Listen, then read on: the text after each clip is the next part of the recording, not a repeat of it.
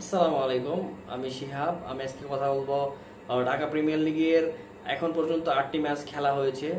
যে 8 ম্যাচের বাংলাদেশি জাতীয় দলের pace bowler, spin allrounder, spinner তারা কে কেমন পারফরম্যান্স করছে সেই আলোচনা করব।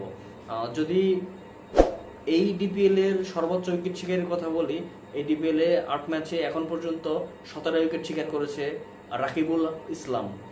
যে রাকিবুল ইসলাম বাংলাদেশকে 2020 সালে অনূর্ধ্ব-19 বিশ্বকাপ জিতিয়েছিলেন, যার ব্যাটে রানে সেই ইনিংসটুকু যে বাংলাদেশ 2020 সালে আন্ডার-19 বিশ্বকাপে চ্যাম্পিয়ন হয়েছিল, সেই রাকিবুল ইসলাম এখন পর্যন্ত 8 ম্যাচে 17 উইকেট নিয়েছে। 2 নম্বরে যদি বলতে চাই, 2 নম্বরে এমন একজন মানুষ, যে মানুষটা বাংলাদেশের প্রেক্ষাপটে শুধু টেস্ট খেলার জন্য তার জন্ম হয়েছে, এমনটা বললেও ভুল হবে না। হ্যাঁ, আমি কথা বলতেছি তাইজুল ইসলামের কথা।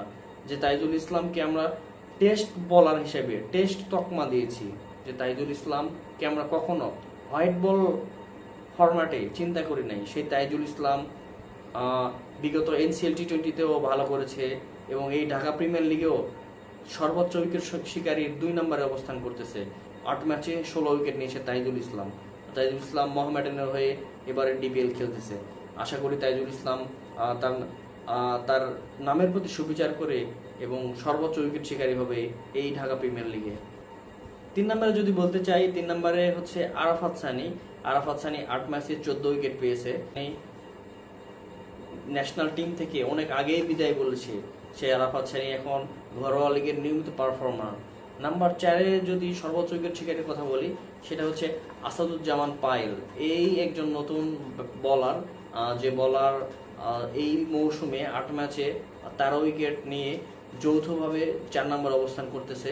এবং 5 নম্বরে যদি বলতে চাই, 5 নম্বরে হচ্ছে নিহাদুজ্জামান 13 উইকেট নিয়ে যৌথভাবে 5 নম্বরে অবস্থান করতেছে। এই হলো ঢাকা প্রিমিয়ার লিগের সেরা 5 জন উইকেট শিকারী।